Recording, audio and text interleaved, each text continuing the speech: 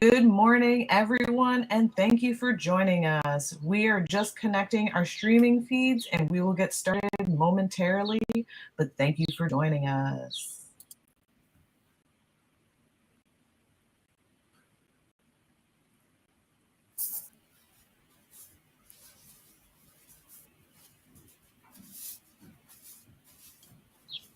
And we are all connected. So, good morning, everyone, and thank you for joining us. I am Sophia Nahlawi, Adult Program Associate at the Enoch Pratt Free Library. Thank you for joining us for this morning's presentation, Save a Story, Do-It-Yourself Oral History Interviewing with Deborah Elfenbein from Pratt's Special Collections Department. All Pratt Library locations across the city are open at 100% capacity. So if you haven't been back already, we hope to see you soon. And so now, without further ado, please welcome Elfenbein to the stage. Thank you, Sophia. I'm very excited to present this webinar for two reasons. One, I'm crazy about oral history, and two, this is a relatively recent set of programming for special collections, and the idea of spreading the word is really great. And one of the things about that is we do training and consulting, and I can answer questions and support you in any way I can. So the share screen now.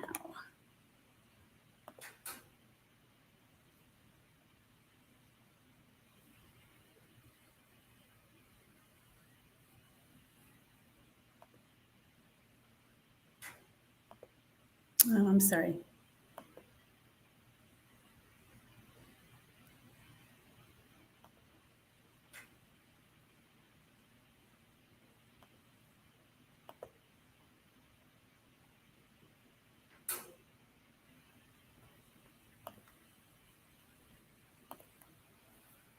Okay, how's that?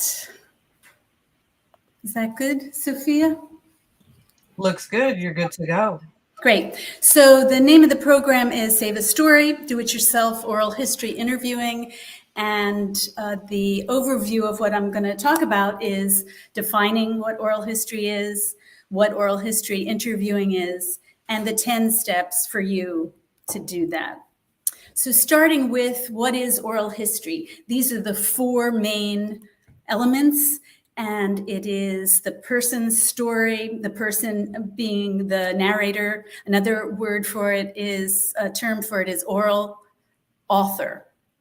And then you are here as interviewer, and then the recording. So there are a number of choices involved, and these are some of the concepts and lingo. When I use the phrase oral author, it is because copyright is an issue. The idea of someone creating this oral history means that it is the person's creation. You as the interviewer are participating, so the idea of you being on the recording is significant, but I won't go into that now. The main thing is that the narrator is the copyright holder.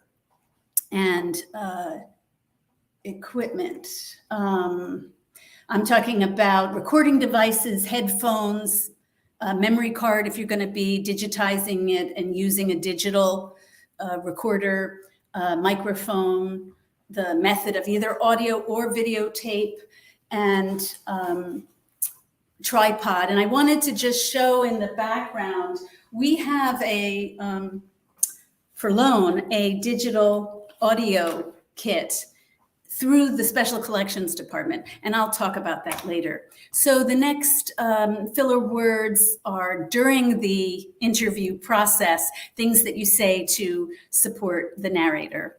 Format versus reformat, meaning the original format that you're recording in, and then reformatting, because the idea is to have multiple formats, because as things get obsolete, you want to be sure to have several copies of your recording. Informed consent is something very important to the respect and dignity and legal nature of what you're doing. So you need to ask or have a written document, depending on how formal you want to be, of the narrator. And the interview versus project is just for do-it-yourself interviewing. Often it's not a series, it's not a project, but interviews of different people. So we can talk about that. And that's certainly something I help patrons with, deciding whether they're going to do a series of interviews on a particular topic.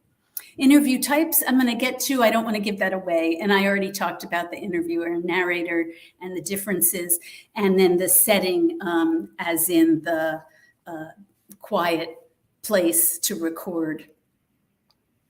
So what is oral history interviewing? It's a well-prepared interviewer guiding a narrator through a recording, often limited to 20 minutes, can go up to 40 minutes. You could have more than one recording, but the idea is that when someone is sharing their history, you want to be aware of the time, because it's tiring. It's emotionally tiring and physically tiring.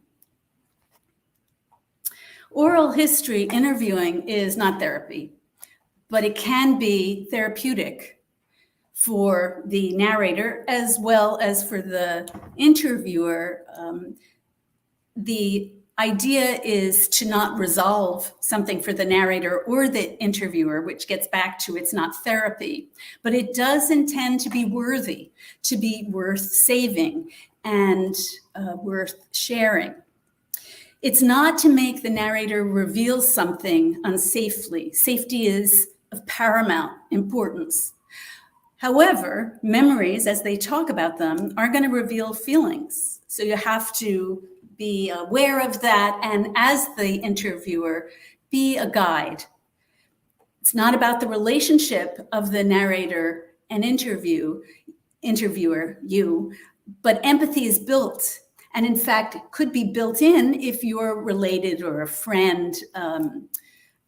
The idea of interviewing as sort of a power dynamic, so that the interviewer is not just an authority doing something, getting something from the narrator.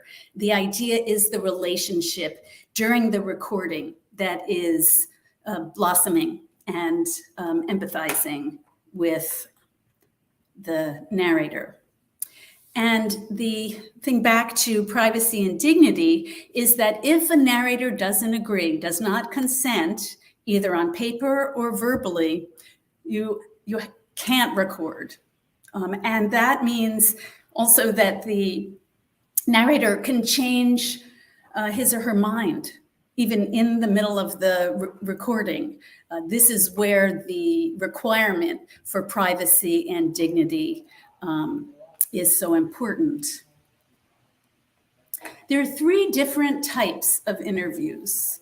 A formal, which we are probably most familiar with. There's the, what's his name, Burns, Rick Burns, who does the different programs that are on topics, jazz, World War II, and then mutual casual, or what friends, family members do. And one of the most successful and well-known of the mutual casual type is Storycorps.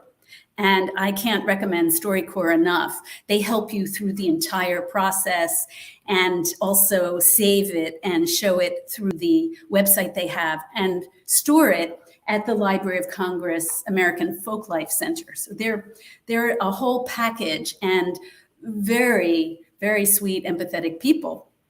And the third kind is performance. Now, these are my three types. I'm not going to say that everybody will agree, but I think that you'll see that there is a pretty easy well, that I'm right. So performance is talk shows or talks. For instance, there's a wonderful actor studio series where famous actors talk to students of acting and directing of film and theater, called Inside the Actor Studio, which is on the YouTube. And they are, well, I should go back. I should have been showing my photos. This is the formal interview type where there is staff. There is someone running the camera. There's usually fancy equipment. There's a light you see and a mic boom that's being held by someone. And you'll see there's a real formality to the interviewer. And in this case, and very often, the interviewer is off camera. So the focus is really on the narrator. And very often it's by video, not by audio when it's well-funded.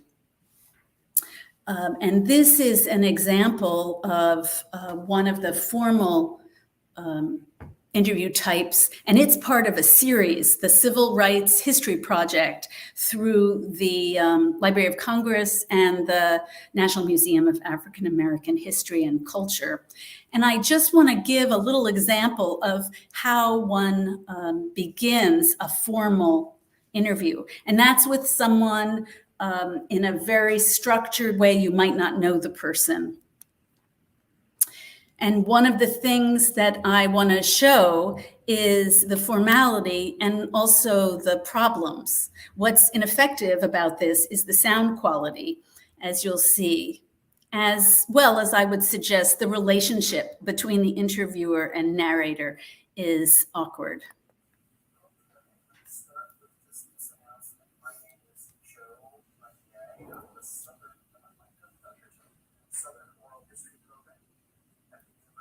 And the sound is bad.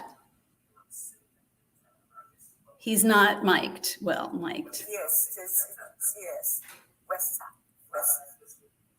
Yeah. No, the Flatiron District, I think it's for some east side. With videographer John Bishop, that you're here to do an oral history interview for the Civil Rights History Project, which is a joint undertaking of the Library of Congress and the Smithsonian National Museum of African American History and Culture. And we're just delighted and very honored today to be with Ms. Gloria and Ms. Dandridge to talk about all of the work Ms. Dandridge did and have done in this movement. So thank you very much for coming to sit down with us today.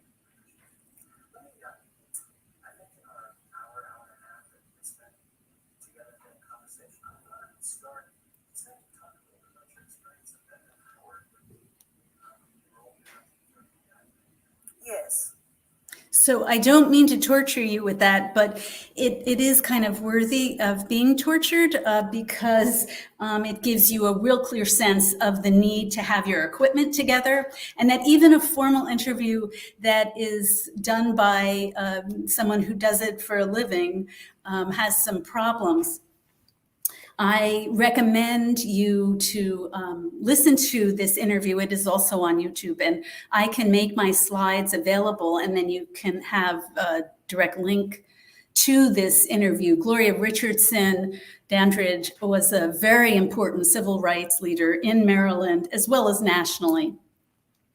This is a Storycorps interview type, the mutual and casual. And I'm not going to play this, but just briefly, the woman on the right was severely injured by the sister of the woman on the left.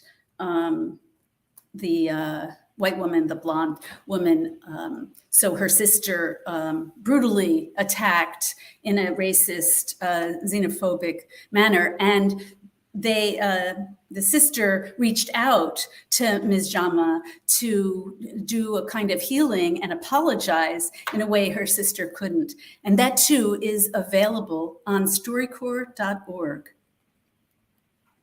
And then there's the third interview type, as I mentioned. And this is a photo actually of inside the actor's studio with George Clooney talking to the students. All of these things are on YouTube, and I can't recommend the, if you like celebrities, it's fascinating. They talk about their history. And I wanted to give an example of the nature of the performance setup. And I know this is a very blurry photo. This is actually from the Dick Cavett Show interview with Richard Pryor, also very interesting and problematic in part. But you'll see there's the audience, very clear set. It's an artificial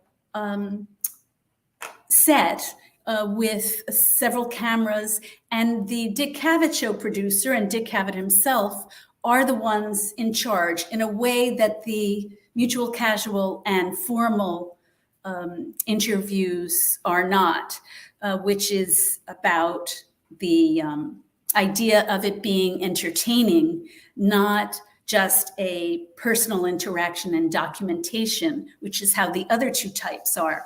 But this is a very interesting way to document people. And I will show you an example of one in a few minutes. And now getting to your planning of your oral history interview. There are 10 steps, and I want to go through before the interview how important it is to have a clear sense of what you're trying to document, what you're trying to capture. So the idea of having a theme or a topic, rather than just asking ordinary questions, but to have a guided and supportive interview for the narrator is extremely helpful. Now, you can take a life history, of course, in 20 minutes or 40 minutes. It too has to be focused on a certain period of time or an event. Then the very important part is the choosing and inviting your narrator. So there are two steps that are very intertwined, because if you're looking at a topic of your family members' work lives, you want to be very clear, and maybe before you have the topic, you know your uncle and aunt have had very interesting careers that you know nothing about that you want to save. And so you would pick the theme perhaps after you've chosen the narrator. And the conducting background research is so important, even though you know these people, and especially if you don't, because asking the questions, you have to know where the person is going. You need to do follow-up questions. There's this idea in law that the interrogating lawyer knows the answer to the witnesses, to the questions of the witness, so that there's no surprises. That's a reason to do background research.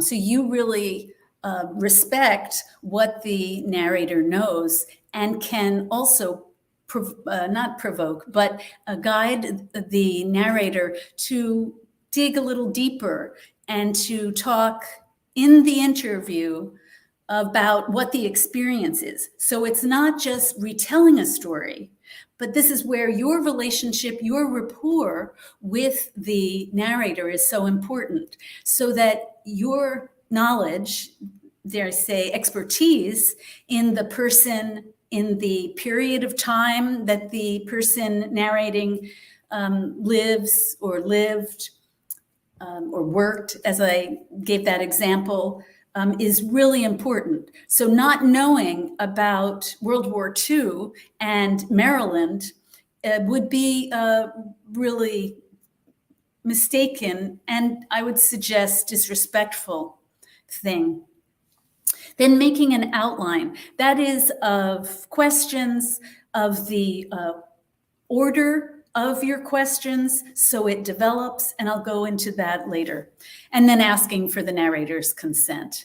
And then deciding the mechanics, the logistics, and then there's the interview itself. and after the interview, a way to document the interview, sending thanks and a copy, and then saving it. So this is a sample, a template for a planner, which has who you'll interview, why, and that is bringing up the theme or focus, and where the setting, the whether you're in the same city, because it could be remote, and the method and format of the recording. And again, the planned length of time, which has to be decided beforehand, and who you'll share it with, because it might be just the narrator, or you might, with Storycorps.org, they ask you to donate. In fact, you have to agree to donate your recording with the Library of Congress. And then how you'll save, copy, and store the interview. All these things have to be planned out because, of course, there involves time, place, setting up, reserving a place, and perhaps buying something. And then having an idea, there's not much room here. This is just a template for what the questions are. So you can really have an outline and see the development of the interview. And then these are some of the follow-up questions that bring out the details. So to go a little deeper into this formulating a theme or focus is a suggestion that you name the project. You have a very clear mission statement with the purpose, the scope, and what you're going to do after the recording has been made.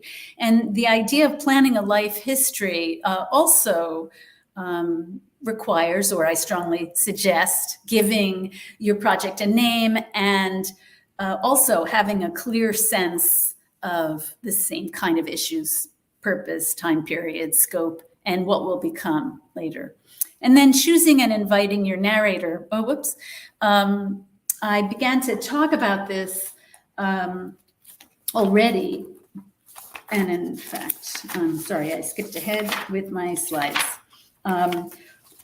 One of the things that's involved in choosing and inviting is having a pre-interview where you're trying out if this person is the right person, and it might not be. The person, the narrator, the prospective narrator, needs to know what the topic is, what the purpose is, what the length of time is, and agree to it.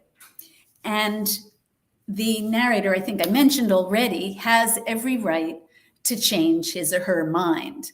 They're allowed because, as I said, they're the author. They're giving a gift to you and to us to share their story. And I mentioned the importance before of background research. And this is a quote from Storycorps relating the casual mutual interview type and the importance of doing background research. As I mentioned, if your uncle was serving in World War II, you'll still need to know background research about World War II and about the particular uncle's growing up, and you won't necessarily know what happened in this person's life. So having the preparation will allow you to have a much more welcoming and improvisational interview. And the outline I did talk about before, which allows improvisation. You have an outline, not a script.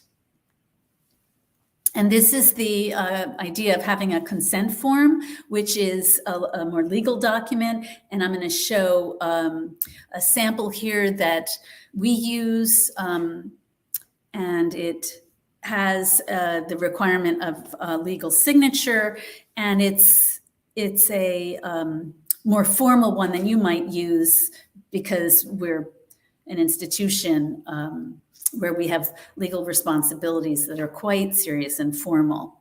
The other thing one can do is asking for permission during that pre-interview and also right before you record. So you have a verbal consent, and that depends on both the narrator's need and if you feel comfortable with it just being a verbal agreement.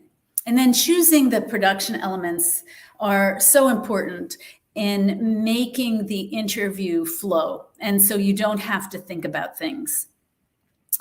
And there's a main, and I would suggest only 2 choices of recording, audio and video. And what you see actually in the photograph of the audio is exactly what we offer for loan. And this is a small, excellent, it's called a Zoom recorder. It's digital. You save your recording electronically, and then you would download it, removing it from this machine so that someone else can use it. And video, this is, again, a more formal photograph. I mean, a photograph of a more formal interview. As you see, the actual interviewer is off camera. This is one of the things about the formal interview, is that there really is a structure and a emphasis on the interviewer's distance and lack of real empathetic, mutual, and casual interview type. It really is a different experience, and it's very often part of a project that's funded or from an organization.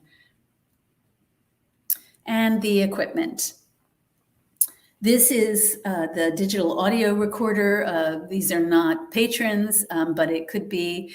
And this I want to just again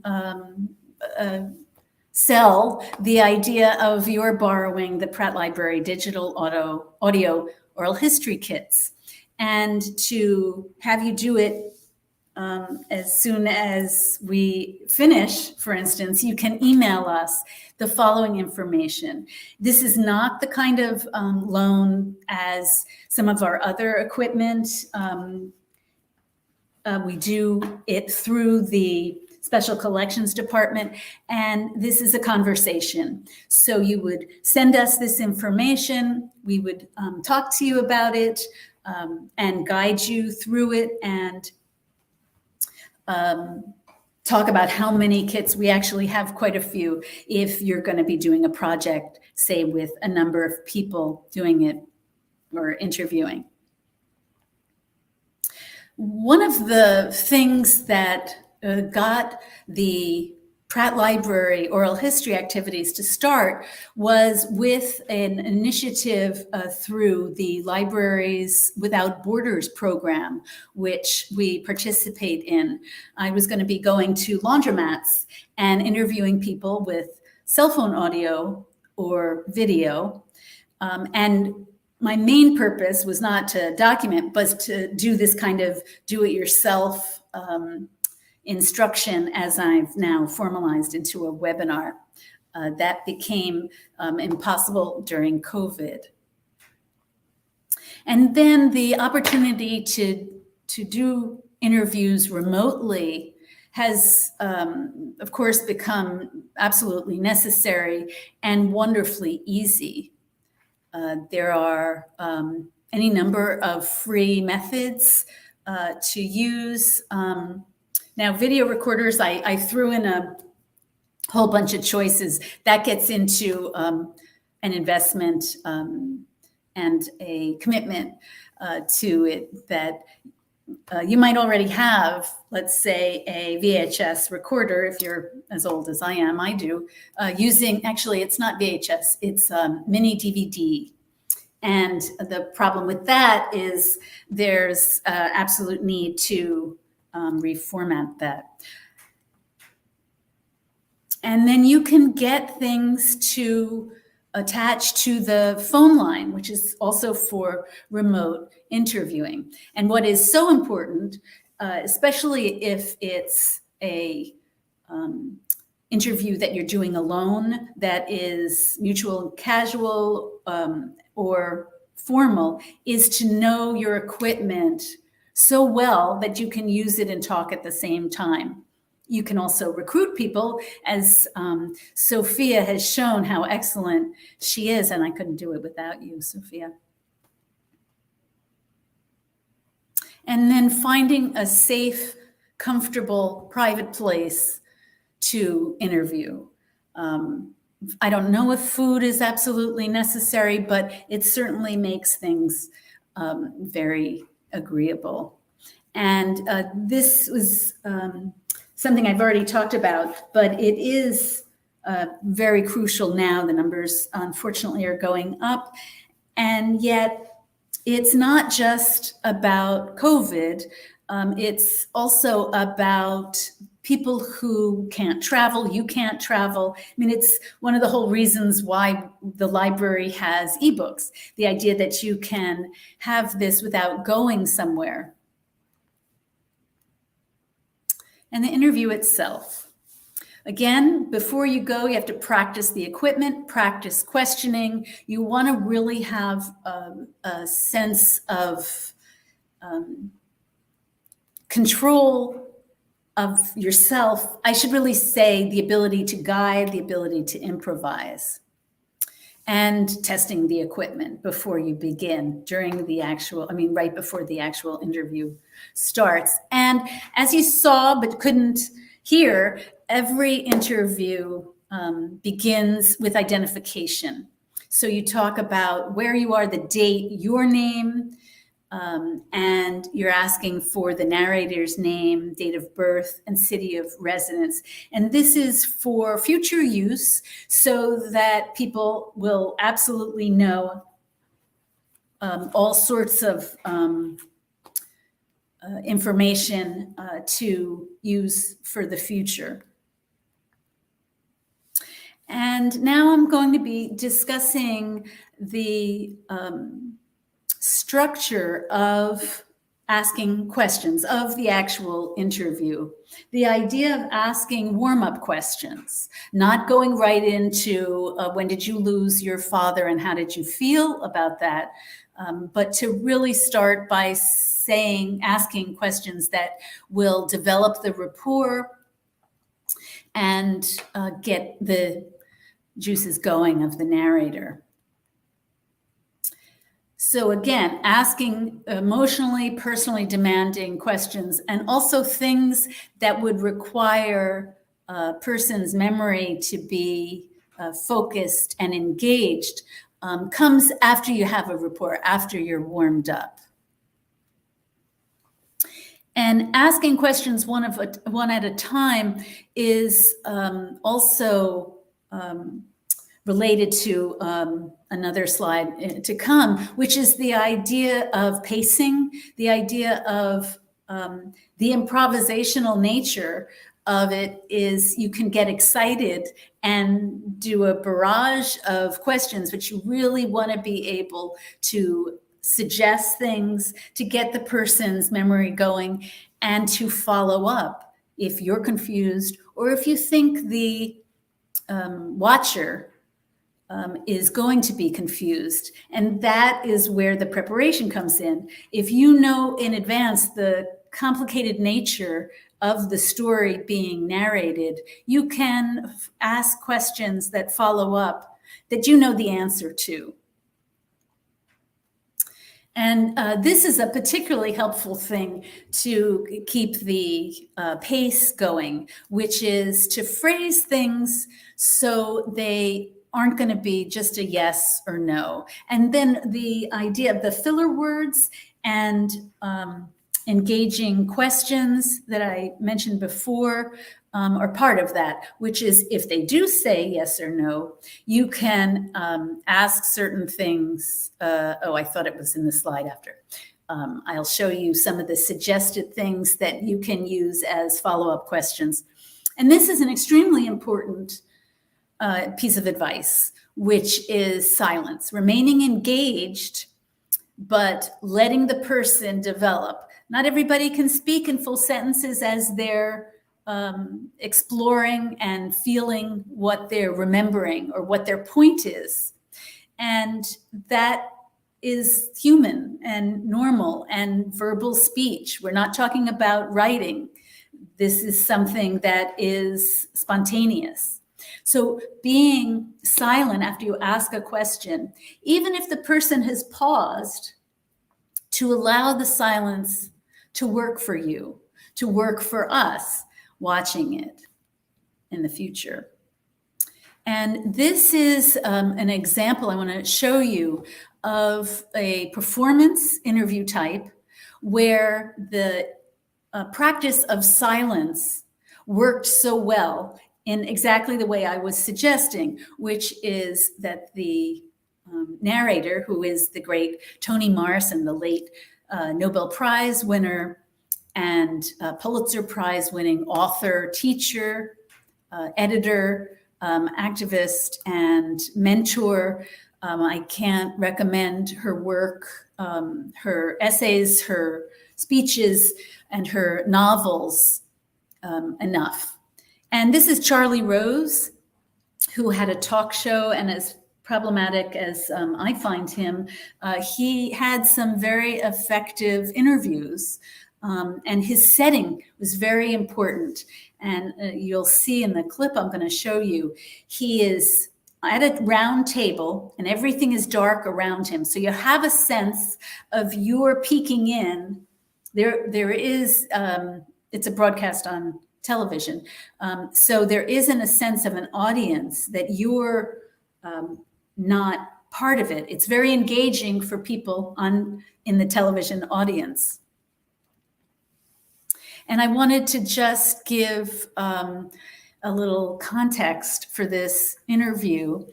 Right here, Charlie Rose asked Morrison about another interview that she found disturbing. And he actually asked a question she found very ineffective and actually ignorant. And so he repeated the same kind of problematic question, and she very generously responds. When are you going to write about Black people to a white writer? If that's a legitimate question to a white writer, then it is a legitimate question to me. I just don't think it is. The glove has to be pulled inside out. In other words, it's not a literary question. It has nothing to do with the literary imagination. It's a sociological question that should not be put to me. I couldn't ask that of any writer who was, I wouldn't ask it of a Black writer when you're going to write about white people. Now, maybe I'm wrong. You can tell me now or later if I've blown it up all out of proportion. I don't think so. I just don't know what the question means, except what I think it means. You think it may just be a little question, a little curious, small, incidental question. When are you going to?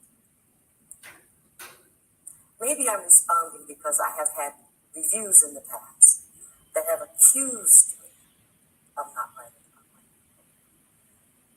I remember a review of Sula in which the reviewer said, this is all well and good, but one day she, meaning me, will have to face up to the real responsibilities and get mature and write about the real confrontation for Black people, which is white people.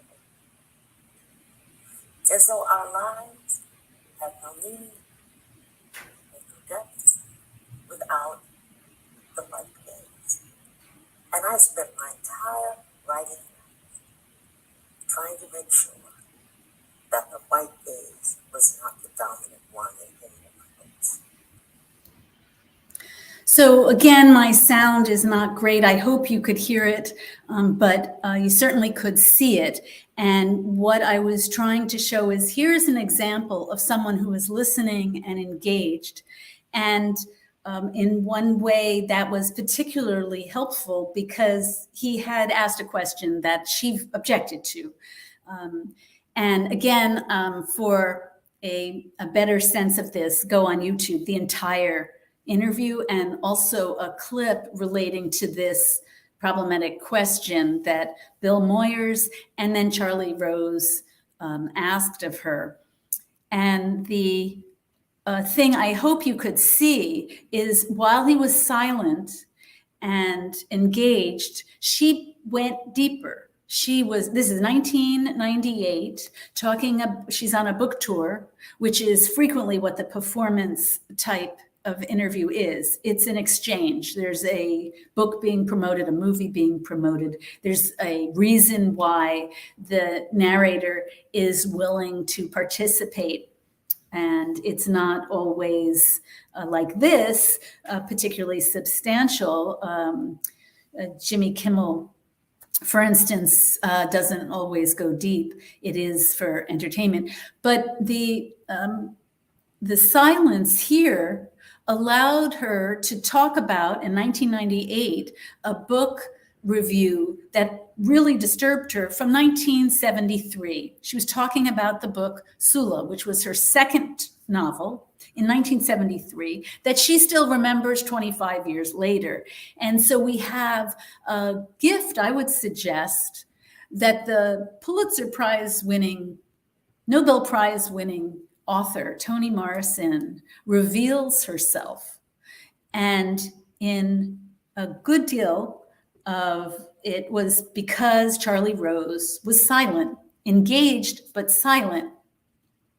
And they have a rapport. Now, they've met before. They've been, Charlie Rose had interviewed her before, and you can see that she's really talking about that when she says, you can correct me now or later. They have a real relationship. So this is a really good example of a performance type interview, but also a mutual and casual one, actually all three in some ways, because it is very formal. And you can see in the entire interview, and maybe you caught it, he has notes. He has an outline of questions. He knows where he wants to go.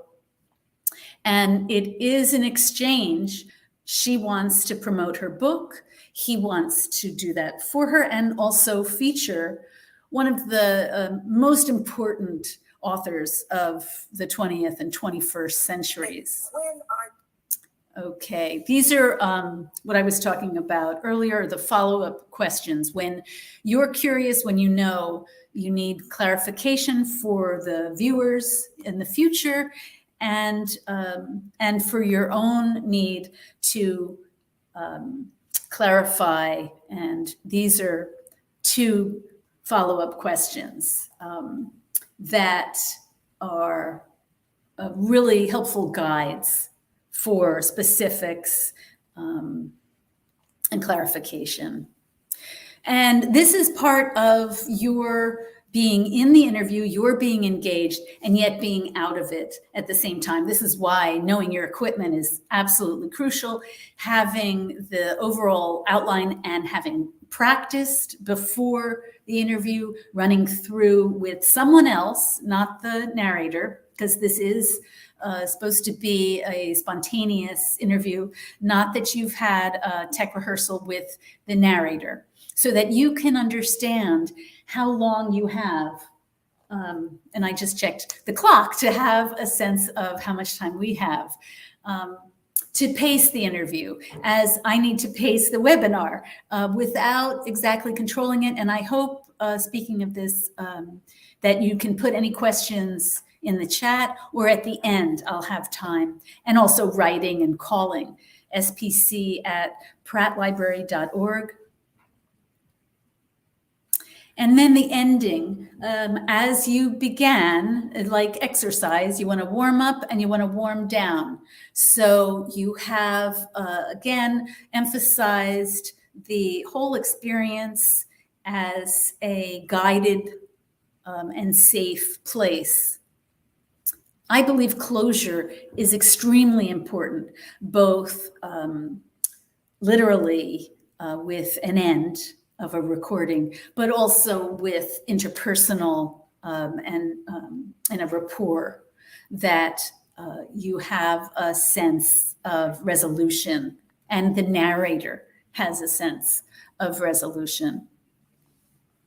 And this is going back to the idea of you're having power as the interviewer, as the one guiding and recording and making production decisions, is that you cannot, or I would suggest, please don't judge if the narrator or even the interview or your own performance or the way you conducted the interview as wrong or right. There is the narrator's story. There is what happened. You have an opportunity perhaps to interview again, but what's so important is to be in the now, that you have a record, a document, a primary source of the narrator's thoughts, experiences, and the history of whatever the topic or focus is. Oral history used to be, as an academic or professional, a way of collecting people's stories as a way of getting facts and authority. So you would interview in oral history projects that were conducted, say, through the Columbia University program, which was one of the earliest programs. And they have an enormous number of interviews and projects, is this idea that you would interview people who were powerful, who made things happen on an international or national or local stage, where over time what we understood and what has been evolving is the idea of everyone has lived in the world, and we want social history. We want to know how people live and lived, our family members, and that collection of interviews. One reason why we hope you'll share the interviews is to have people understand how our world has developed, what it was like in the past, to give an experience that is not fabricated for a kind of data-driven research purpose. Those happen. Those are often formal interviews.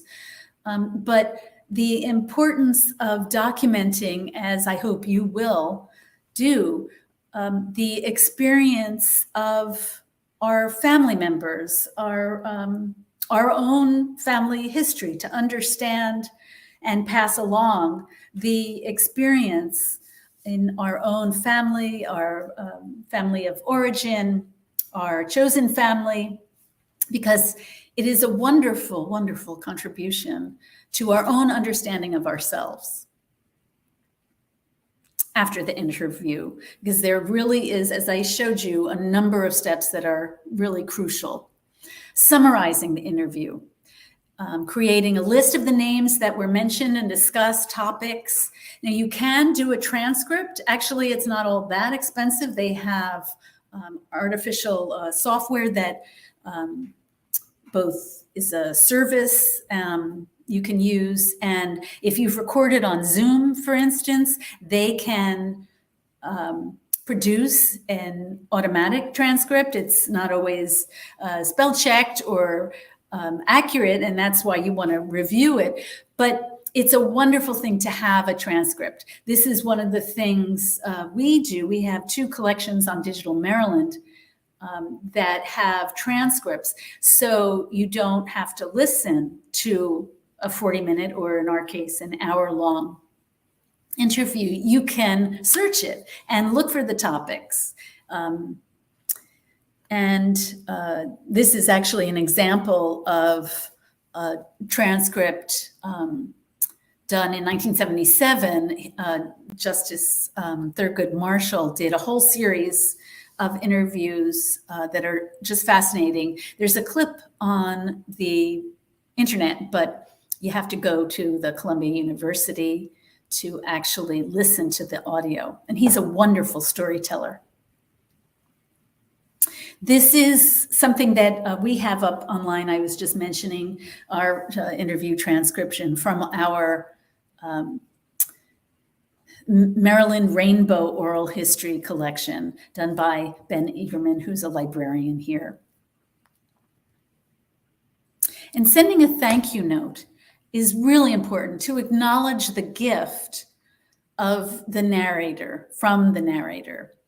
And with the note, sending a copy of both the recording and a summary or transcription for the narrator to review.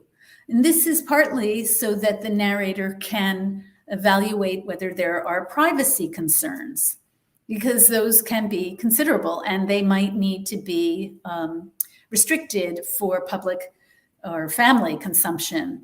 And the important thing is reviewing and deciding privacy does not mean rewriting or the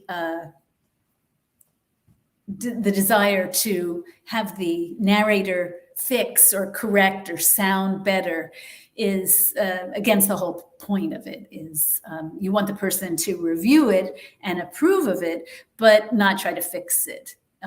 What happened is what happened, and you want to respect the primary source document. And then the final step, which is complicated as I show, it's about storing, copying, showing, and possibly donating, and having people, when you do share it, learn from it. And the idea of protecting the physical recording is very important. You could, the main idea is to store the original safely. Storing it on the computer hard drive, on the cloud, you can email it to yourself. And there are many free cloud storage services that you can see here, some of which are probably very familiar. There's the Dropbox, Google Drive.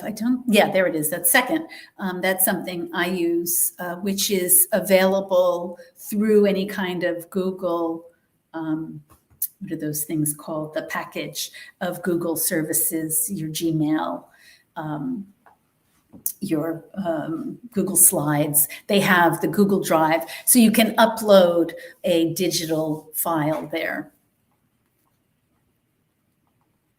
And reformatting and copying are different from storage because you have to be aware of the need for, as I mentioned very early on, the problem with nowadays digital recordings is the machinery to play them becomes obsolete. Unfortunately, this is done for commercial reasons, but it's also that the formats get improvements.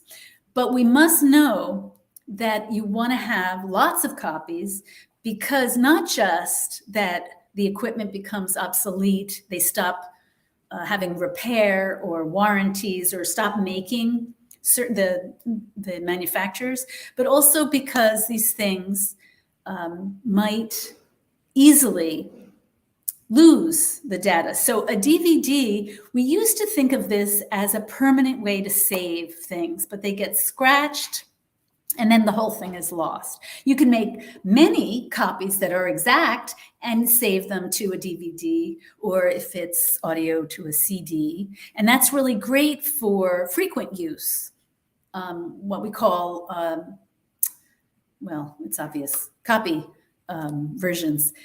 You can email it to yourself, as I mentioned, as a way of reformatting it.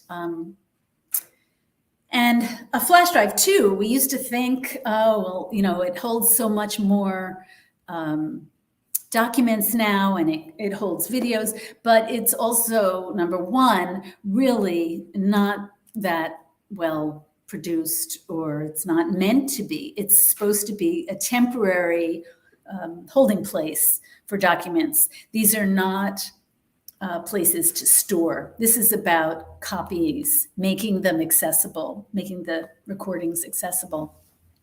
And this again goes back to both a copyright issue and privacy and dignity, that the narrator must be involved in your showing and sharing the interview recording. It doesn't mean you have to keep going back to the narrator and asking for permission. This is where the informed consent form takes care of that. So a verbal permission doesn't quite cover that as well, because there's no record of it, but it is legal. I mean, an oral contract is legal, especially if it's both witnessed and, say, on the recording, because you want to definitely respect the privacy and the copyright of the narrator. And yet, with the mutual casual type that's done by Storycorps, you have this wonderful structure they've developed, as I said, that handles the legal aspects. They have a particular informed consent form. They do a transcript. They do a summary. They ask you to come up with the themes that like are hashtags of the topics, and they save that along with the recording.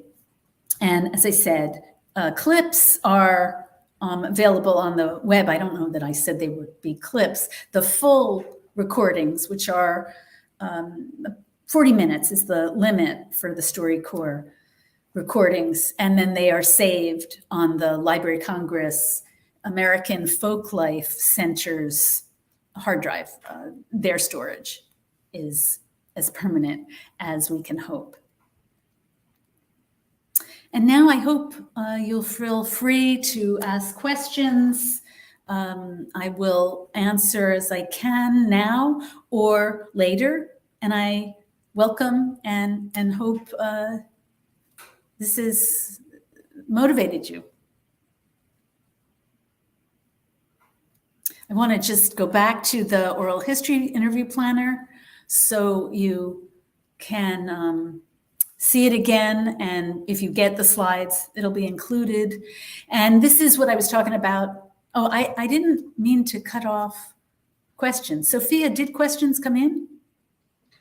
We actually do have a couple questions, so I can pop up on screen and ask them of you. Yes. So one of them is, can you talk more about donating recordings? What kinds of places would take donations and why?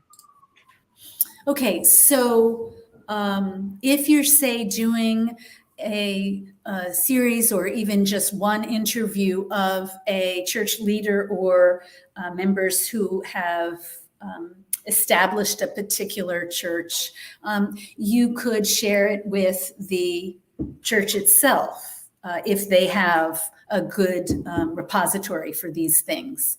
You could make an arrangement with the church organization, and that would mean allowing it to be public. And you would also have to have some of the legal terms are a deed of gift, which is an official legal handover to share the information, and libraries. Now, we're just beginning, so we only have 2 collections. And at this point, the Special Collections Department is just 3 people. So we have to be very careful, and we're only collecting projects, not individual interviews. So it could be other organizations that are collecting. I mean, the former Maryland Historical Society, it's now the Museum of Maryland History and Culture. They collect things. You could call around places. All sorts of different Baltimore organizations have gotten involved with doing oral histories, and collecting them. It really is a matter of your imagination about who you'd share it with. And sharing doesn't necessarily mean donating. The thing that's really important is to know that the group or people you're sharing with can save the material, because there's no point if you're hoping that will be a safe storage place if they can't do it.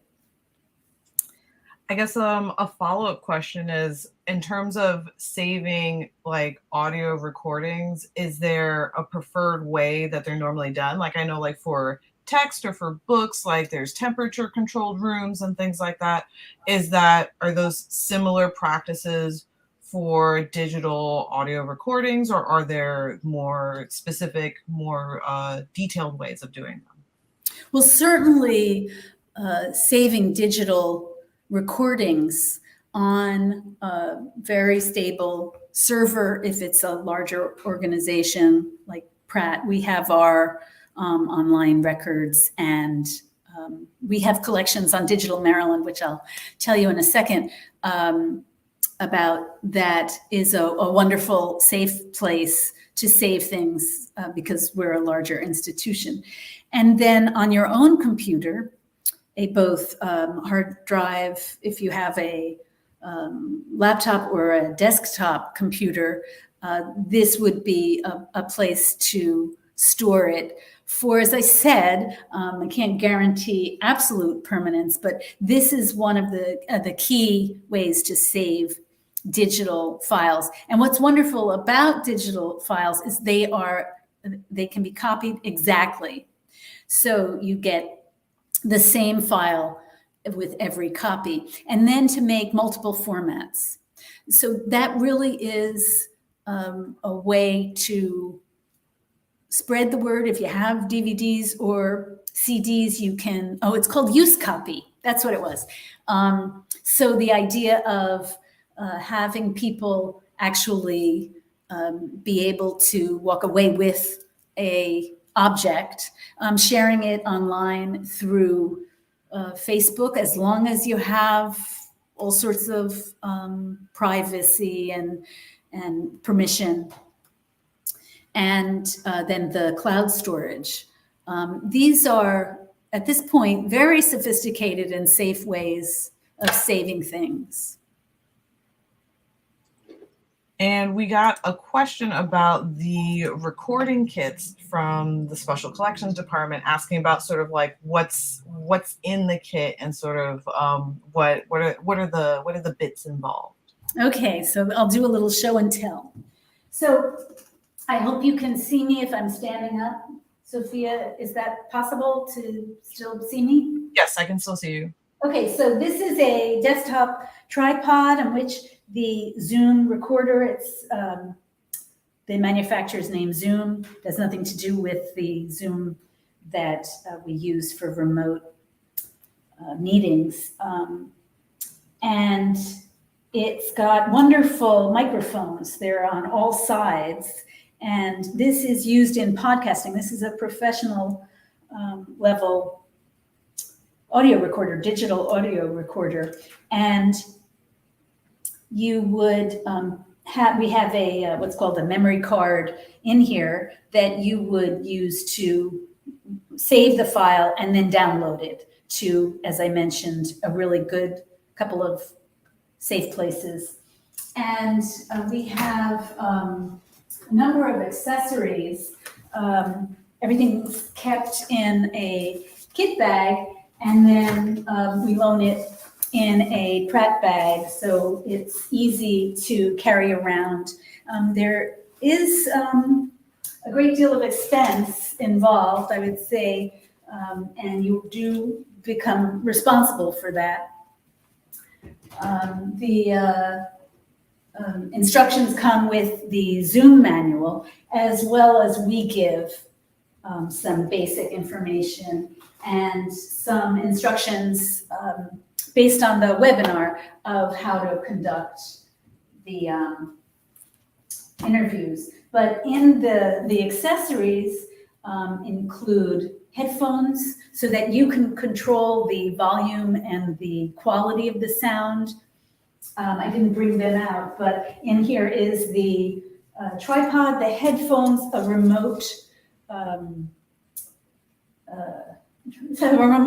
so that you don't have to play with these tiny little controls. You can pause or stop or start using this remote. That's very helpful.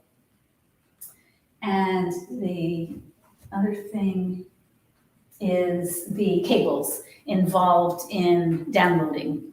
So it's not what I would say something that practice and reading the directions. My mother always said, when in doubt, read the directions. So I believe we make it a one-stop safe experience, and then you would come with questions and any kind of need for support. That sounds pretty comprehensive. How long can someone borrow it for? Or how long can they take the loan out for? Yeah, that's a really great question. Those 4 questions that I showed before involve an estimation of what you need. And so it can be negotiated. I mean, we have an idea, like the other equipment that Pratt Library loans, for 3 weeks. Because for individuals especially, this is not going to be an extended project. You're going to have already planned, and answering these 4 questions shows your plan and purpose and a schedule, so that 3 weeks is a really good amount of time. If you're doing a series of interviews or you're connected to an organization, we can arrange for a longer loan period. I don't mean to boast, but we have a lot of kits. So we do hope people will use it and not feel like there's some kind of limit or deprivation when borrowing. Makes sense. Those are all the questions we have so far. But it looks like you have some more stuff to share. So I will ghost away until you're finished or until we get more questions from our audience. Okay, great. So this is selling the department, if you will. I think we're very excited about helping people. The first thing is what you're participating in now, Save a Story. And then we loan these digital audio kits. And I want to emphasize they are audio. We want to be sure people don't think that they're video, because that can be quite disappointing.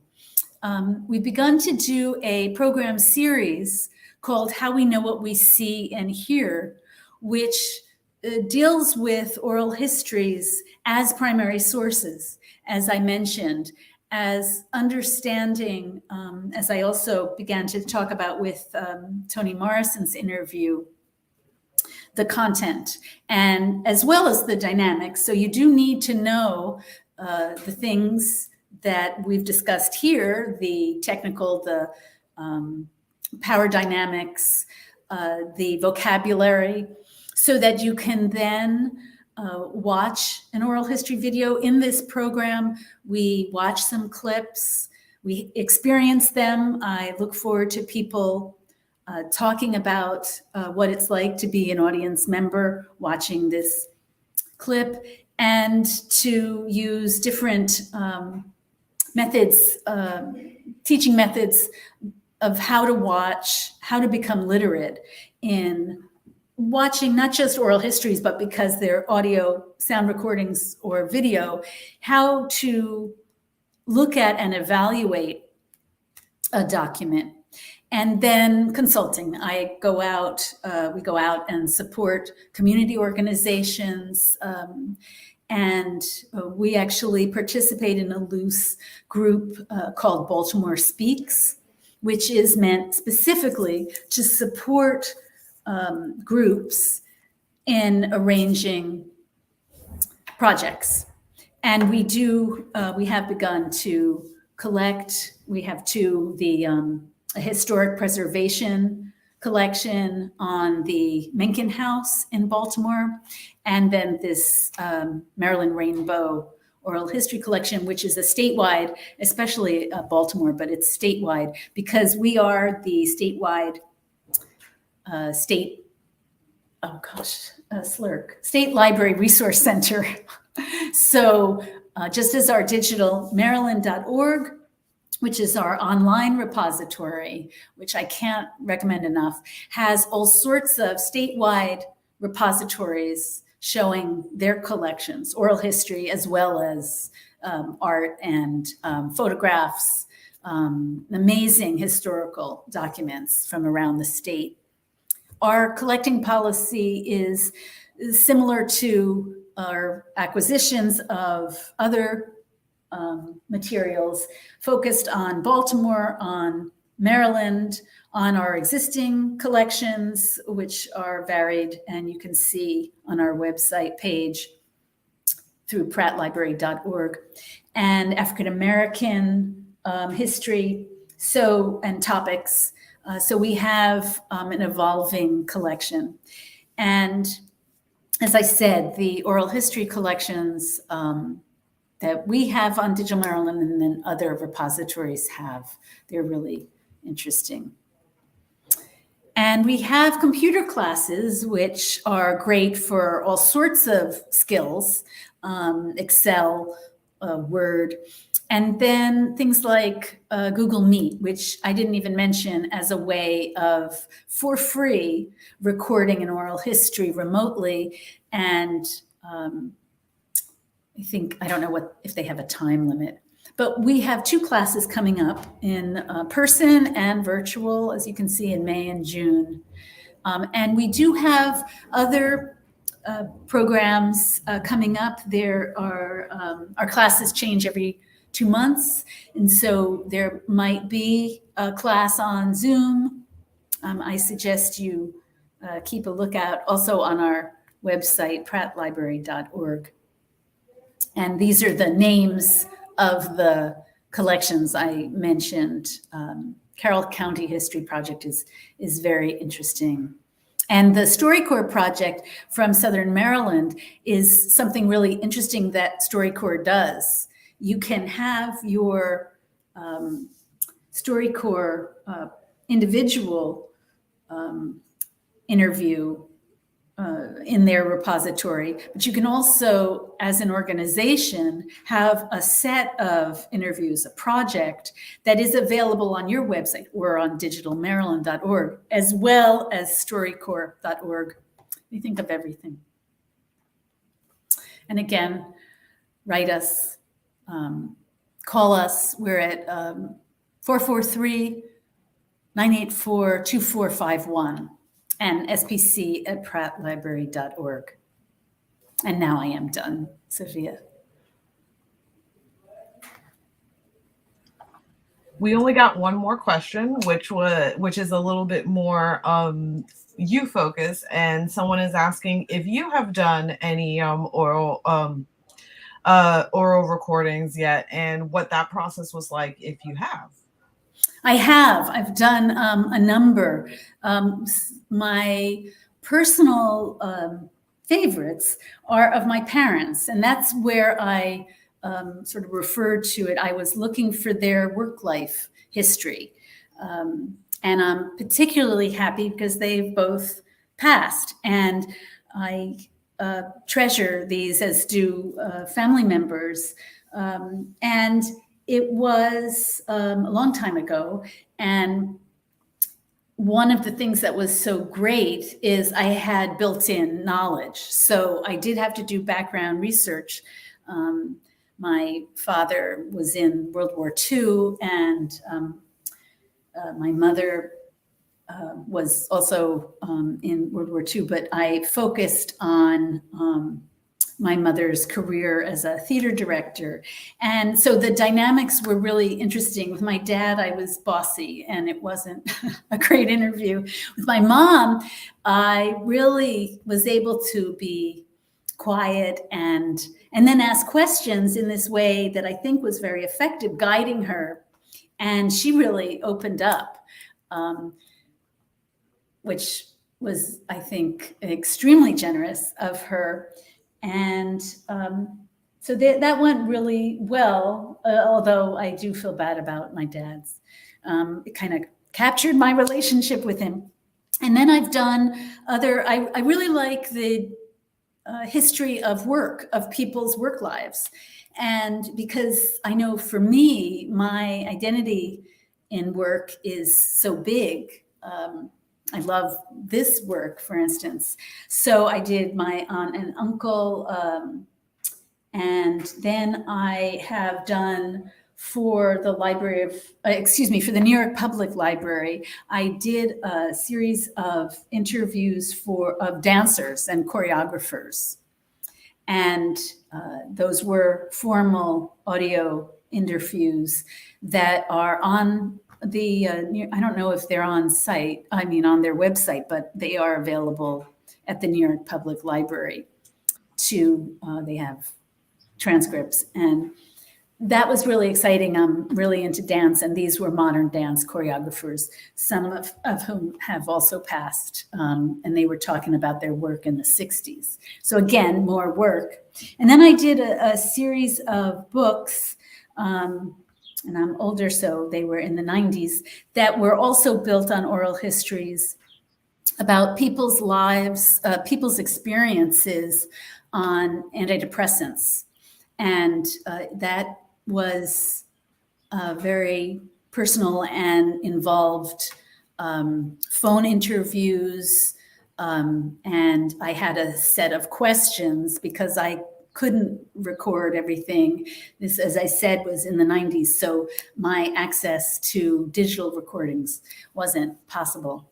But they were published by HarperCollins and are still available, I think, although they're not in print anymore, but you can get them on eBay. So, and then here, I should mention, one of the things I have done here since the program began during COVID is going to branch libraries. We have wonderful celebrations of branches. They're beginning to celebrate their 100-year anniversary, Hamilton and the Brooklyn branch. And so I went and I recorded the longtime patrons and longtime employees. So we're beginning to do history, institutional history, and work history of Pratt staff. That's really important to document, not just Enoch Pratt and how he gave money for the library, but people who worked here 40 years. I mean, we have a tremendous number of longtime employees who know, from the 70s, how the library's changed. So that's been really great. And we're in discussion for doing something through the Friends of the library. Okay. That's a lot of firsthand, experience. So of course you are sharing with us today all of your experience. We haven't gotten any other questions. So I'm going to go ahead and I'm going to thank you for taking the time this Saturday morning, now Saturday afternoon, to share with us, tell us what is accessible through special collections, and once again present to us about oral history recordings and how do you do it. I also want to thank our wonderful audience for joining us this afternoon and this morning, half and half. If you haven't already, we have posted a survey in the comments, so we'd love for you to fill that out. It lets us know if our programming, is works, any constructive criticism and feedback you have, we'd love to hear it. And with that, I'd like to tell everyone, stay safe, take care. It is going to be over 90 degrees, so also stay cool and drink water. And I hope everyone has a great rest of their afternoon. Thanks for coming.